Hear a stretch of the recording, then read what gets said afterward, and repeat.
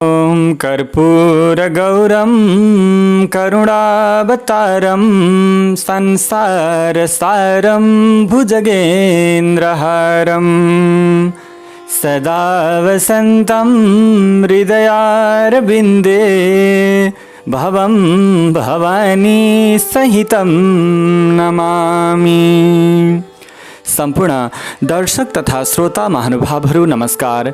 शिव महापुराण को पावन कथा अंतर्गत 22औं श्रृङ्खलाको यस कथामा हजुरहरूलाई हार्दिक स्वागत छ।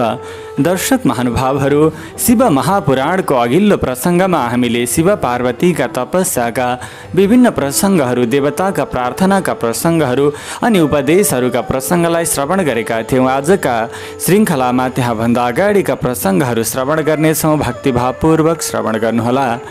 तब तत्त्वं न जानामि कीदृशोऽसि महेश्वर, यादृशोऽसि महादेव तादृशाय नमो नमः।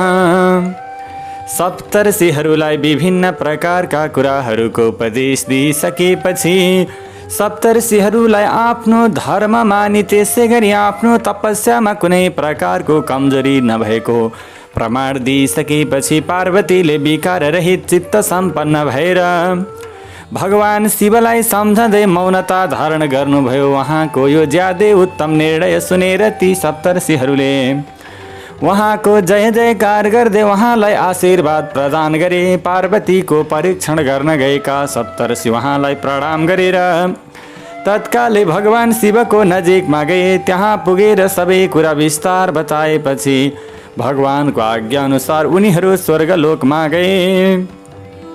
ती सप्तर्षिहरू आफ्नो लोकमा गएपछि अनेकौं लीला गर्न जाँदै सिपालु भगवान शिवले पार्वतीको तपस्याको परीक्षण गर्ने पुनः विचार गर्नुभयो।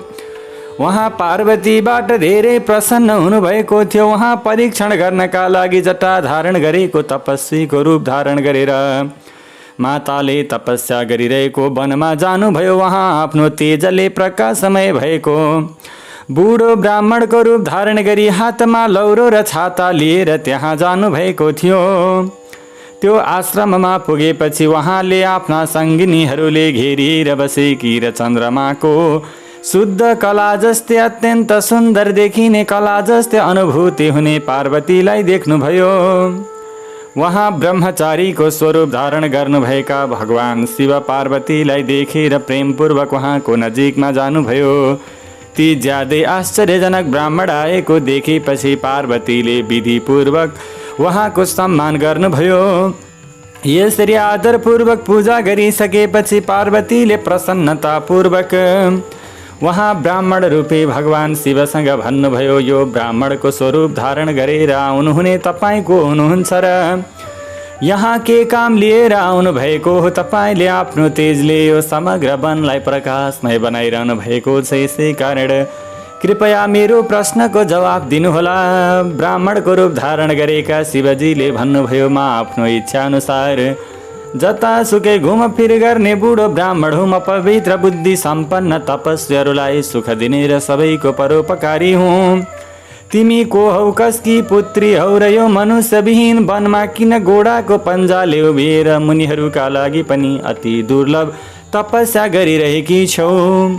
तिमी बालिका वा वृद्ध नभएर सुन्दरी युवती देखिन्छौ, तर पनि किन बिना पति यो वनमा आएर यस्तो कठोर तपस्या गरिरहेकी छौ? के तिमी कुनै तपस्वीकी पत्नी तपस्विनी हौ? के ती तपस्वी तिम्रो पालन पोषण नगरी तिमीलाई छाडेर अन्यत्र गए? तिमी कसको कुलमा उत्पन्न भएकी हौ? तिम्रा पिता को हुन् र तिम्रो नाम के हो? तिमी सौभाग्यवती जस्तै देखिन्छौ, तिमीले तपस्या गर्नुको कुनै औचित्य छैन। तिमी वेदमाता गायत्री, लक्ष्मी वा सरस्वती मध्ये को हौ? तब पार्वतीले भन्नुभयो, म गायत्री, लक्ष्मी र सरस्वती मध्ये कोही पनि होइन। यस समयमा म हिमालयकी पुत्री हुँ र मेरो नाम पार्वती हो। यो भन्दा पहिलेको जन्ममा म दक्षकी पुत्री थिएँ। त्यस समयमा मेरो नाम सती थियो। एक दिन पिताले मेरो पतिको निन्दा गरेका हुनाले धेरै रिसाए कि मैले योगद्वारा आफ्नो शरीर परित्याग गरेकी थिएँ। यो जन्ममा पनि मैले भगवान शिवलाई भेटेकी थिएँ, तर मेरो दुर्भाग्यवश उहाँ कामदेवलाई भस्म गराएपछि मलाई छाडेर जानुभयो। उहाँले छाडेर जानु भएपछि उहाँको विरहले ज्यादै व्याकुल भए कि म तपस्या गर्ने दृढ निश्चय गरेर आफ्नो पिताको घरबाट यो गङ्गाको किनारमा आएकी हुँ। यहाँ धेरै लामो समयसम्म कठोर तपस्या गर्दा पनि मैले आफ्नो प्राणभन्दा पनि प्यारा भगवान शिवको दर्शन पाउन नसकेकी हुनाले योग रूपी अग्निमा पसेर प्राण परित्याग गर्न चाहन्छु। यसै समयमा तपाईँ आउनुभएको देखेर केही समयका लागि रोकिएकी हुँ। मलाई भगवान शिवले स्वीकार नगर्नु भनेको मैले मोक्ष पदलाई प्राप्त नगर्नु हो। म अग्निमा प्रवेश गर्नेछु, तर मैले जहाँ जहाँ जन्म लिनेछु त्यहाँ त्यहाँ शिवलाई नै आफ्नो पतिका रूपमा वर्ण गर्नेछु। यस प्रकारका कुरा गरेपछि उहाँ ब्राह्मण रूपी भगवान शिवकै अगाडि पार्वती आगोमा पस्न लाग्नुभयो। उहाँ पटक पटक पार्वतीलाई रोक्ने प्रयास गर्नुभएको थियो। यसरी आगोमा पसेकी पार्वतीको तपस्याका प्रभावले त्यो आगो त्यसै समय चन्दनको पात जसरी चिसो हुन्छ त्यसै गरी शीतल भयो।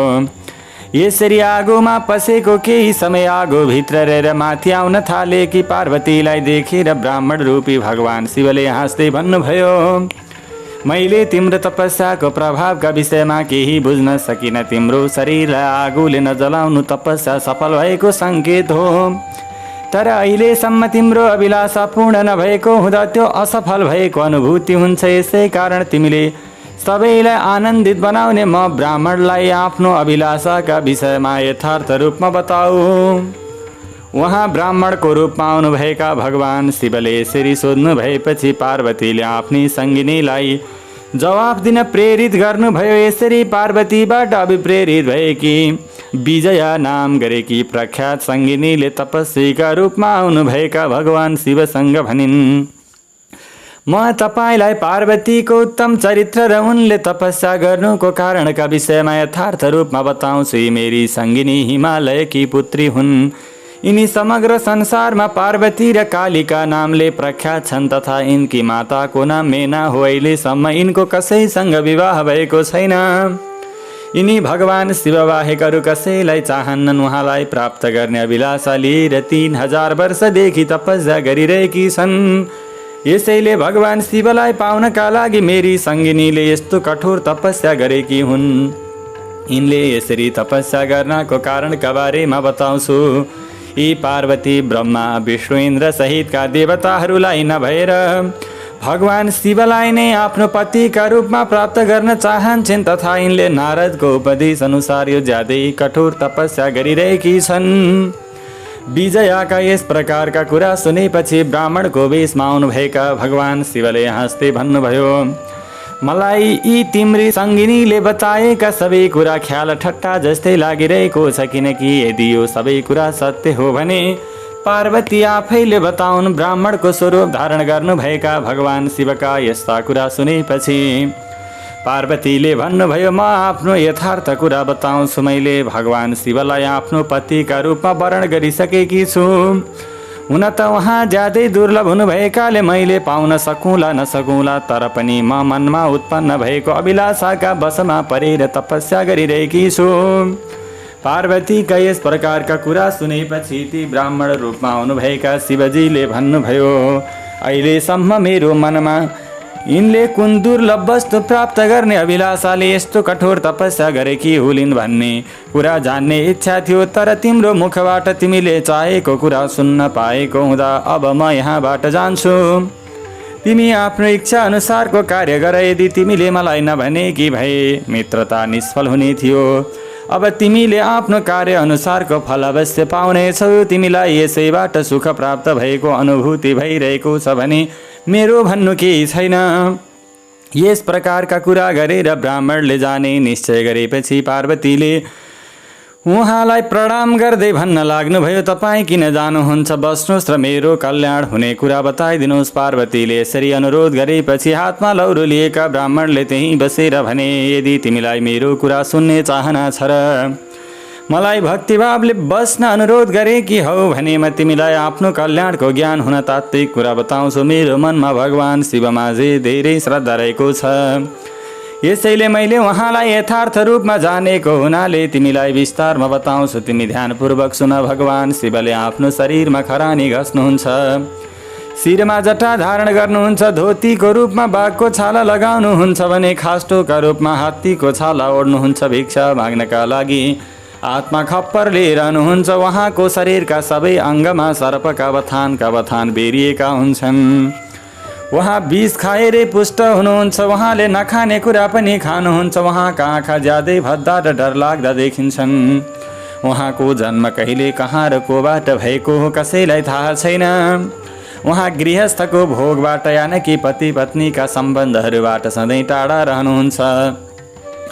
उहाँ दिगम्बर भएर नाङ्गै घुम्ने र भूत प्रेतहरूसँग बस्ने गर्नुहुन्छ। उहाँका हात 10वटा छन्। तिमीले उहाँलाई आफ्नो पति बनाउन खोज्नुको कारण मैले बुझ्न सकिरहेको छैन। मलाई त तिम्रो ज्ञान हराएको हो कि जस्तो लागिरहेको छ। दक्षले आफ्नी पुत्री हातमा खोपडी लिने भिक्षुकी पत्नी भएकी हुनाले उनलाई आफ्नो यज्ञमा नबोलाएका थिए। यसबाहेक उनले यज्ञमा भाग दिन सबै देवतालाई बोलाए पनि शिवलाई बोलाएनन्। त्यही अपमानका कारणले धेरै रिसाएकी सतीले आफ्नो प्राणसहित शिवलाई पनि त्यागिदिएकी हुन्। तिमी त स्त्रीहरू मध्येकी रत्न हौ। तिम्रा पिता पर्वतहरूका राजा हुन् भने तिमी किन यस्तो कठोर तपस्या गरेर उहाँलाई आफ्नो पति बनाउन चाहन्छौ? उहाँ भक्ति गर्नका लागि त योग्य हुनुहुन्छ, तर पति बनाउनका लागि योग्य हुनुहुन्न। मलाई त तिमीले सुनको मुद्रा दिएर सिसा लिन खोजेको अनुभूति भइरहेको छ। तिमीले सुगन्धित चन्दन परित्याग गरेर आफ्नो शरीरमा हिलो दल्न चाहेकी छौ। सूर्यको प्रकाश त्यागेर जुन किरीको उज्यालो खोजिरहेकी छौ। नरम कपडा छोडेर आफ्नो शरीर छालाले ढाक्ने चाहना गरिरहेकी छौ। घर छाडेर वनमा रमाउने प्रयासमा लागिरहेकी छौ। तिमी इन्द्र लगायतका लोकपाललाई त्यागेर शिवमा ज्यादै आसक्त भएकी हुनाले तिमीले रत्नहरूको भण्डार परित्याग गरेर फलाम पाउने चाहना गरिरहेकी छौ। मैले त तिम्रो शिवसँग सम्बन्ध स्थापित हुन असम्भव देखेको छु। तिम्रो ज्यादै उत्तम रूप शिवका लागि कदापि योग्य छैन। उहाँमा वरमा हुनुपर्ने गुण एउटा पनि छैन। उहाँले तिम्रो ज्यादै प्रिय कामदेवलाई पनि भस्म बनाइदिनु भयो र तिम्रो अनादर गर्दै तिमीलाई छाडिदिनु भयो। उहाँको कुनै पनि प्रकारको जाति छैन भने उहाँमा विद्या र ज्ञानको पनि कुनै प्रकारको प्रकाश देखिएको छैन। उहाँको सहायकका रूपमा पिशाच र घाँटीमा विष रहेको देखिन्छ। उहाँ सधैँ एक्लै बस्ने वैरागी हुनुहुन्छ। यसै कारण तिमीले शिवलाई आफ्नो पति बनाउने चाहना गर्न उचित हुँदैन, किनकि तिम्रो र शिवको रूपमा अनि विचारमा धेरै भिन्नता रहेको छ। मलाई त तिमीले संसारमा भएका सबै असत वस्तु प्राप्त गर्ने प्रयास गरेकी जस्तो लागिरहेको छ। यसकारण तिमीले त्यो असत वस्तु प्राप्त गर्ने अभिलाषा परित्याग गरिदिन उचित हुनेछ। उनका यस प्रकारका कुरा सुनेपछि पार्वती मनमा नै शिवको निन्दा गर्ने ती ब्राह्मणसँग धेरै रिसाएकी हुनाले ती तपस्वीसँग भन्न लाग्नुभयो, मैले अहिलेसम्म त कुनै ज्ञानी महात्मा आएको सम्झिरहेकी थिएँ, तर तिम्रो सबै पोल खुल्यो। तिमी वध गर्न नहुने ब्राह्मण भएकाले तिमीलाई मैले केही भन्नु छैन। तिमीले बताएका सबै कुरा म जान्दछु र त्यो सबै असत्य हो। तिमीले म शिवका विषयमा जान्दछु भनेका थियौ। यदि तिमीले जानेका भए यस प्रकारका कुरा कति पनि गर्ने थिएनौ। हो, उहाँले कहिले कसो आफ्नो लीलाका आधारमा नाम मात्रको आश्चर्यजनक रूप धारण गर्नुहुन्छ, तर यथार्थमा उहाँ साक्षात् परब्रह्म परमात्मा हुनुहुन्छ। उहाँले आफ्नो इच्छा अनुसारको शरीर धारण गर्नुहुन्छ। तिमी एउटा ब्रह्मचारीको रूप धारण गरेर मलाई ठग्ने प्रयास गर्दै अनुचित र अनुपयुक्त तर्क गरेर कपटपूर्ण कुरा गरिरहेका छौ। मलाई भगवान शिवको स्वरूपको यथार्थ ज्ञान भएकाले उचित विचार गरेर उहाँको तत्त्वका विषयमा बताउँछु। यथार्थमा भगवान शिव गुणरहित ब्रह्म हुनुभए तापनि उहाँ कारणवश सगुण रूप धारण गर्नुहुन्छ। जो गुणरहित हुनुहुन्छ तथा सबै गुण जसका स्वरूप रूपी हुन्, उहाँको कुनै जाति हुँदैन। भगवान शिव सबै विद्याको आधारशिला हुनुभएकाले उहाँलाई विद्याको कुनै औचित्य रहँदैन। प्राचीन कालमा कल्पको आरम्भमा भगवान शिवले आफ्नो श्वासबाट विष्णुलाई सबै वेद दिनुभएको थियो।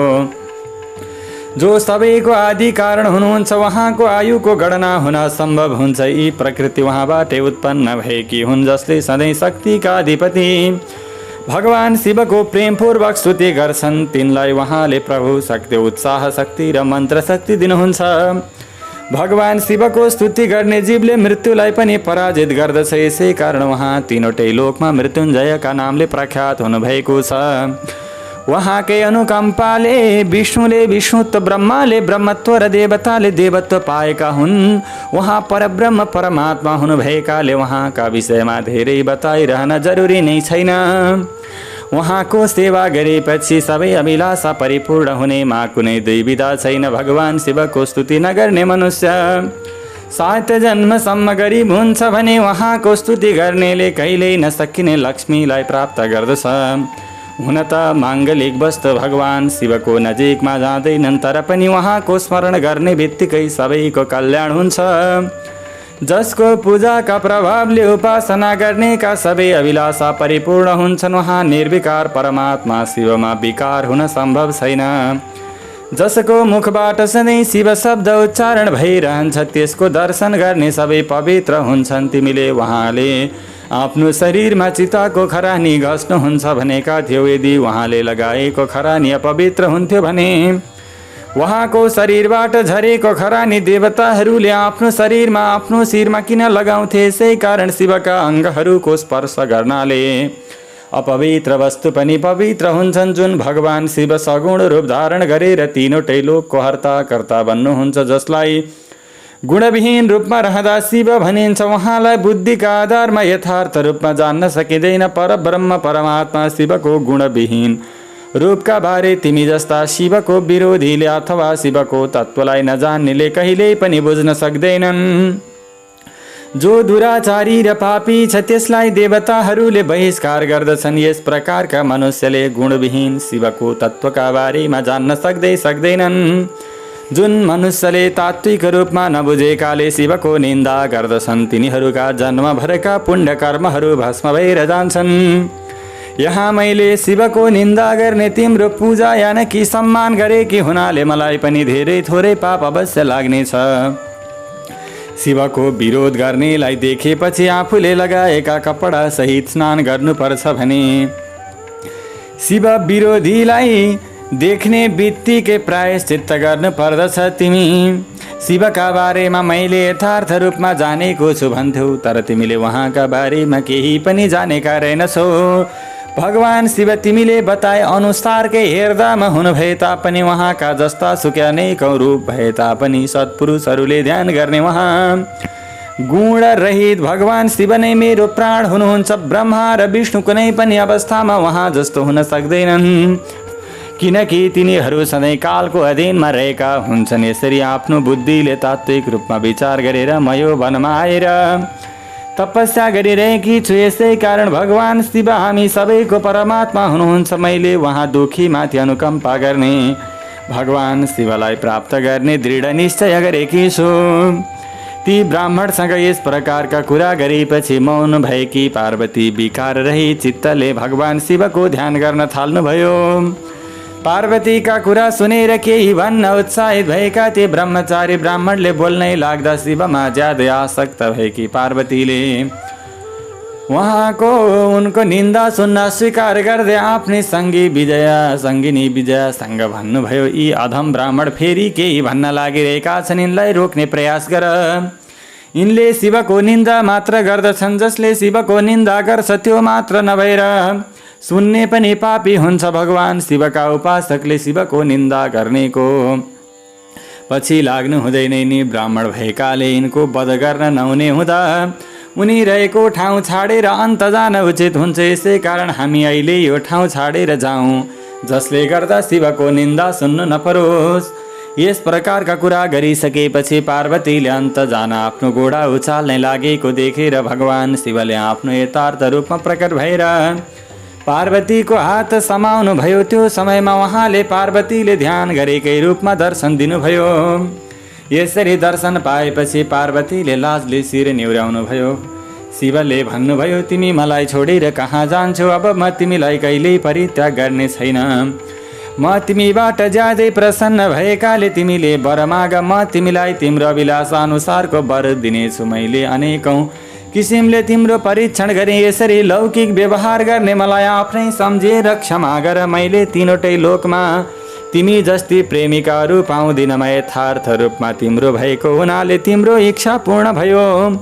आजदेखि तिमी मेरी पत्नी र म तिम्रो पति भयौँ। अब म तिमीलाई लिएर आफ्नो कैलाश पर्वतमा जान्छु।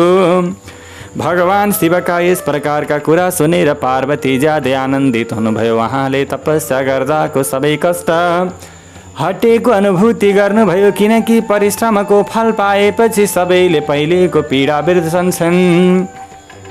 उहाँको आनन्ददायक स्वरूपको दर्शन पाएकी हुनाले पार्वती धेरै आनन्दित हुनुभयो। त्यस समय उहाँको अनुहारको चमक बढिरहेको थियो तथा उहाँले ज्यादै सुख प्राप्त भएको अनुभूति गर्नुभएको थियो। यसपछि उहाँले आफ्ना नजिकमा रहनुभएका भगवान शिवसँग भन्नुभयो, तपाईँ मेरो स्वामी हुनुहुन्छ। प्राचीन कालमा तपाईँले जसका लागि दक्षको यज्ञ विनाश गर्नुभएको थियो उसलाई किन बिर्सनु भएको हो? त्यही तपाईँ र त्यही म हुँ। यस समयमा म तारकासुरबाट ज्यादै पीडित भएका देवताहरूको कार्यसिद्धिका लागि हिमालयकी पत्नी मेनाको गर्भबाट उत्पन्न भएकी हुँ। यदि तपाईँ मबाट प्रसन्न भएर म माथि कृपा गर्नुहुन्छ भने मलाई पत्नीका रूपमा स्वीकार गर्नुहोस्। म तपाईँसँग अनुमति लिएर आफ्ना पिताको घरमा जान्छु। अब तपाईँले सबैतिर आफ्नो विवाह रूपी उत्सवको यस फैलाउने कार्य गर्नुहोस्। तपाईँ लीला गर्न ज्यादै सिपालु हुनुहुन्छ, यसै कारण मेरा पिता हिमालयको नजिकमा गएर उहाँसँग मेरो हात माग्नु। संसारमा मेरा पिताको यस फैलाउनका लागि तपाईँले यो कार्य गर्नै पर्दछ। यसरी तपाईँले मेरो र मेरा पिताको गृहस्थाश्रम यथार्थमा सफल बनाइदिनुहोस्। जुन समयमा तपाईँले प्रसन्नतापूर्वक ऋषिहरूका माध्यमद्वारा मेरा पितालाई यो सबै कुरा सुनाउनुहुन्छ, त्यो समयमा मेरा पिताले आफ्ना बन्धु बान्धव सहित तपाईँको आज्ञालाई पालन गर्नेछन्। जुन समयमा दक्षकी कन्या थिए र मेरो पिताले तपाईँसँग मेरो विवाह गरिदिनु भएको थियो, त्यस समयमा तपाईँले वैदिक विधि अनुसार मसँग विवाह गर्नुभएको थिएन। मेरा पिता दक्षले ग्रहको पूजा नगरेका हुनाले त्यो विवाहमा धेरै ठुलो त्रुटि भएको थियो। यसै कारण अहिले देवताहरूको कार्य सिद्ध गर्नका लागि तपाईँले वैदिक विधि अनुसार विवाह सम्पन्न गर्नुहोस्, किनकि सबैले विवाहको रीति पालना गर्नै पर्दछ। मेरा पिता हिमालयलाई आफ्नी पुत्रीले कल्याणदायक तपस्या गरेकी हुनाले यस्तो फल प्राप्त गरेकी छन्। तसर्थ यो जुन तपस्या रहेको थियो त्यो अत्यन्तै महत्त्वपूर्ण रहेछ, ठुलो तपस्या गरेकी रहेछन् भनेर यसको अनुभूति मेरा माता पितालाई हुन सकोस्।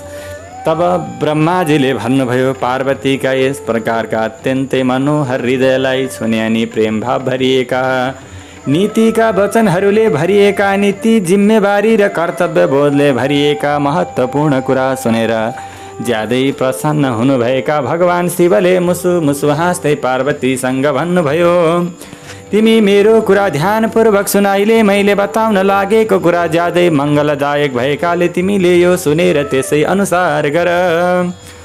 ब्रह्मा सहितका सबै प्राणी अनित्य छन् तथा यो जे जति देखिन्छ त्यो सबैलाई विनाशशील सम्झ। म गुणरहित परमात्मा नै गुण सम्पन्न भएर एकबाट अनेक भएको हुँ। म आफ्नै प्रकाशले प्रकाशमय हुने परमात्मा अहिले अरूबाट प्रकाशमय हुने भएको छु। म यथार्थ रूपमा स्वतन्त्र भए तापनि तिमीले मलाई परतन्त्र बनाइदेऊ। यो सबै कार्य गर्ने प्रकृति र महामाया तिमी हौ। यो समग्र जगत मायामय छ। म सबैको आत्मा रूपी परमात्माले आफ्नो उत्तम बुद्धिका माध्यमद्वारा यसलाई धारण मात्र गरिरहेको छु। यसलाई सबैतिर परमात्मा हुनुहुन्छ भन्ने भावना भएका ज्ञानीहरूले आफूभित्र राखेका छन् र यो तीनवटै गुणहरूले बेरिएको छ। यसै कारण मुख्य ग्रह कुन हो, ऋतु के हो अथवा कुन अन्य उपग्रह हुन्, यस समयमा तिमीले शिवका कुन कर्मको विधान गरिदियो। हामीले गुण र कार्यको भेदका आधारमा आफ्ना भक्तहरूको कल्याण गर्न वा उनीहरूलाई सुखी बनाउनका लागि यो संसारमा अवतार लिएका हौँ। तिमी नै तीनवटा गुण सम्पन्न सूक्ष्म प्रकृति तथा सधैँ व्यवहार कुशल गुण सहित र गुण रहित पनि हो। यो संसारमा म सबै जीवको आत्मा विकार रहित र उदासीन हुँ। मैले भक्तको इच्छा अनुसार शरीर धारण गरेको हुँ। यसै कारण म तिम्रो पिता हिमालयको नजिकमा जान तथा भिक्षुक भनेर उनीसँग तिम्रो हात माग्न असमर्थ छु, किनकि धेरै गुण सम्पन्न महात्मा पुरुष पनि आफ्नो मुखले मलाई देऊ भन्दा सानो हुन्छ। अब तिमी के भन्छौ? तिमीले भनेकाले सबै गर्नु परेको छ, यसैले तिमीले आफ्नो इच्छा अनुसार गर। भगवान शिवका यस प्रकारका कुरा सुनेपछि कमलको फूल जस्ता आँखा भएकी पार्वतीले ज्यादै भक्तिभावपूर्वक उहाँलाई प्रणाम गरेर भन्नुभयो, तपाईँ आत्मा र म प्रकृति भएको विषयमा विचार गरिरहनु पर्ने कुनै जरुरी छैन। हामी दुवै स्वतन्त्र र गुणरहित भए तापनि हामीले आफ्ना भक्तहरूको बसमा रहेर गुणसहितको रूप धारण गर्छौँ। तपाईँले मेरो प्रार्थना अनुसारको कार्य गर्नै पर्दछ, यसैले तपाईँले मेरा लागि मगन्ते बनेर हिमालयलाई दाता बन्ने सौभाग्य दिनुहोस्। मैले सधैँ तपाईँको भक्ति गरेकी हुनाले म माथि कृपा गर्नुहोस्। म अनेकौँ जन्ममा तपाईँकी पत्नी बनिरहेकी छु। तपाईँ परब्रह्म परमात्मा गुणरहित प्रकृति भन्दा यथार्थ रूपमा अलग वैरागी र स्वतन्त्र परमात्मा हुनुभए तापनि आफ्ना भक्तहरूको कल्याणका लागि गुण सम्पन्न बनेर अनेकौँ प्रकारका लीलाहरू गर्नुहुन्छ, किनकि तपाईँ अनेकौँ लीला गर्न सिपालु हुनुहुन्छ। मलाई तपाईँका विषयमा राम्रो ज्ञान छ, यसैले जसको कीर्तन गरेर मनुष्य अनायास रूपमा सांसारिक समुद्रबाट पार हुन सकुन्, त्यस प्रकारका ज्यादै आश्चर्यजनक लीला गरेर संसारमा आफ्नो यश फैलाउनुहोस्। भगवान शिवसँग यस प्रकारका कुरा गरिसकेपछि पार्वती उहाँलाई पटक पटक प्रणाम गर्दै आफ्नो शिर निहुर्याउँदै दुवै हात जोडेर चुप लाग्नुभयो। उहाँका कुरा सुनेपछि भगवान शिवले लौकिक लीला गर्ने मनसायले त्यसै गर्न स्वीकार गर्नुभयो। त्यसपछि ज्यादै हर्षित हुनुभएका भगवान शिव त्यहाँबाट अन्तर्ध्यान भएर कैलाश पर्वतमा जानुभयो। त्यस समयमा पार्वतीसँगको विरहले उहाँको चित्त पार्वतीतिरै तानिएको थियो। आफ्नो कैलाशमा गएर धेरै आनन्दित हुनुभएका भगवान शिवले आफ्ना नन्दीसहित गणलाई ती सबै कुरा सुनाउनु भयो। ती गण पनि उहाँका कुरा सुनेर ज्यादै आनन्दित भए। यसरी भगवान शिव कैलाश जानुभएपछि आफ्ना सङ्गिनी सहित पार्वती पनि आफ्नो उद्देश्य पूर्ण भएको सम्झेर उहाँको नामको जप गर्दै आफ्ना पिताको घर जानुभयो। यसरी पार्वती आएकी समाचार सुनेर मेना र हिमालय लौकिक रथमा सवार भएर अति हर्षित हुँदै उहाँको स्वागत गर्न गए। त्यस समयमा त्यहाँ पुरोहित नगरका बासिन्दा अनेकौँ सङ्गिनीहरू तथा अन्य बन्धु बान्धव पनि आएका थिए। पार्वतीका मैनाका लगायत सबै दाजु पनि हर्षित हुँदै उहाँलाई लिन त्यहाँ आएका थिए। पार्वती आफ्नो नगरमा पुगेपछि आफ्ना माता पिता अति हर्षित भएर दौडँदै आफू भएतिर आइरहेको देख्नुभयो।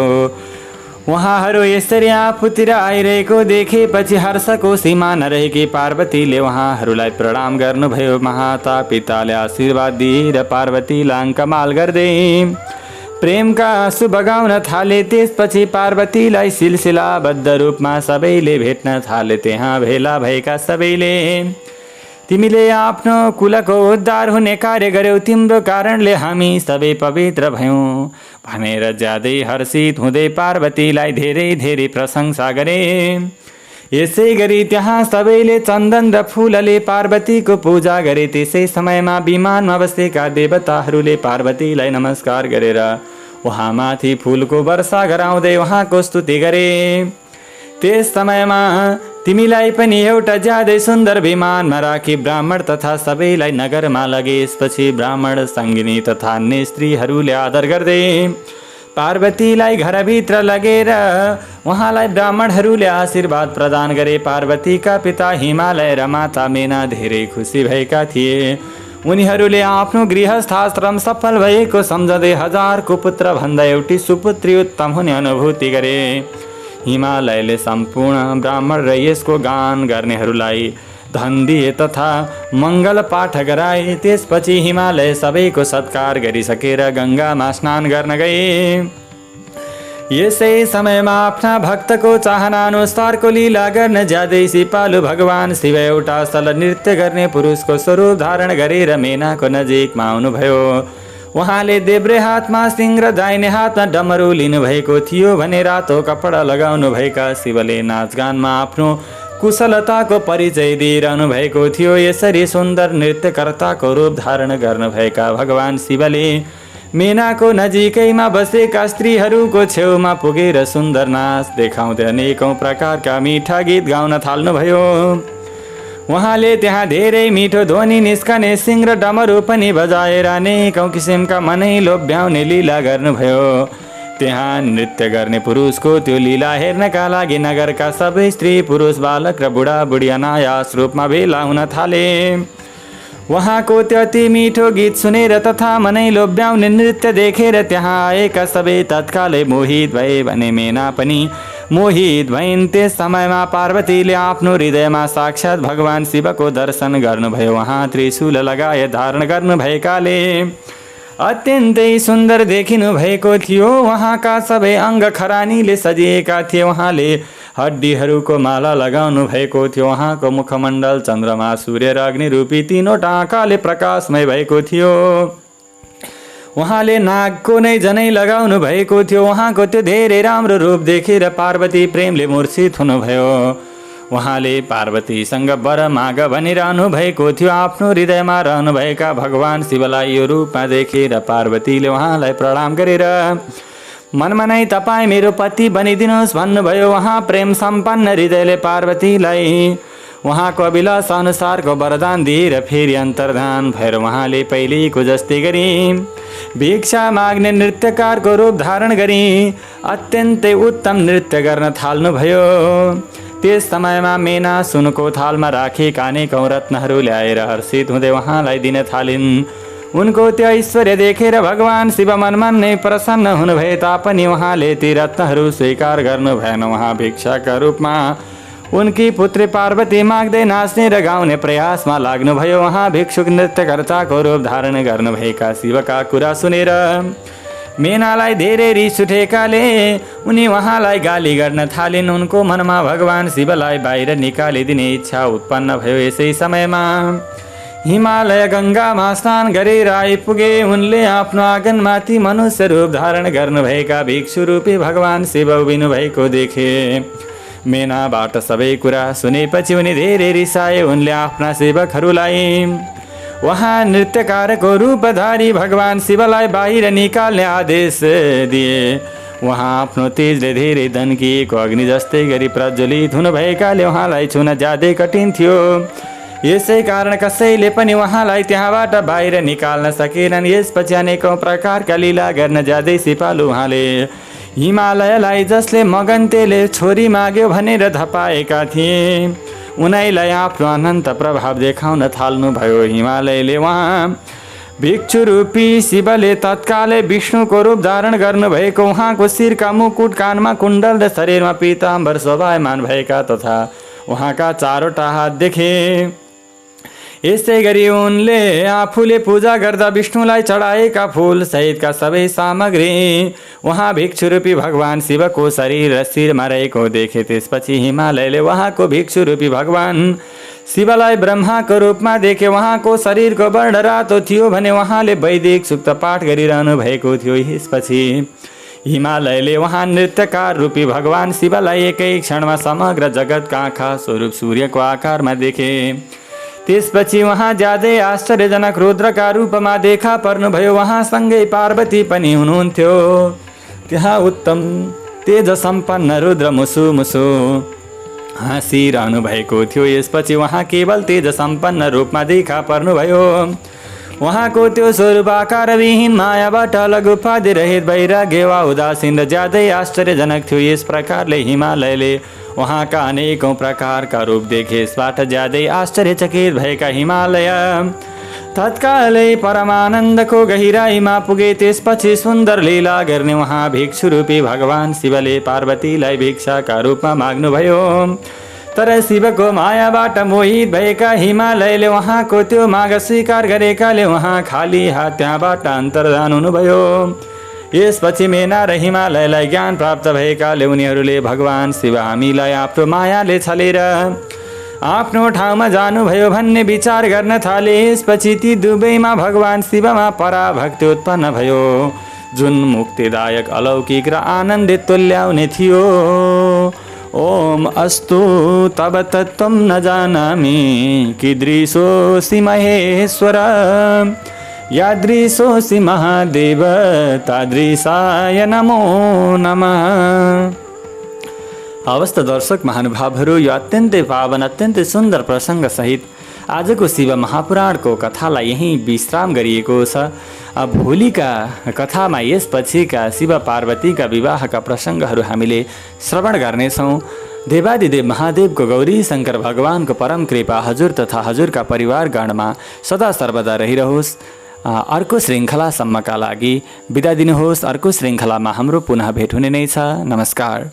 सर्वे भवन्तु सुखिनः, सर्वे सन्तु निरामया, सर्वे भद्राणि पश्यन्तु मा कश्चित् दुःखभाग् भवेत्।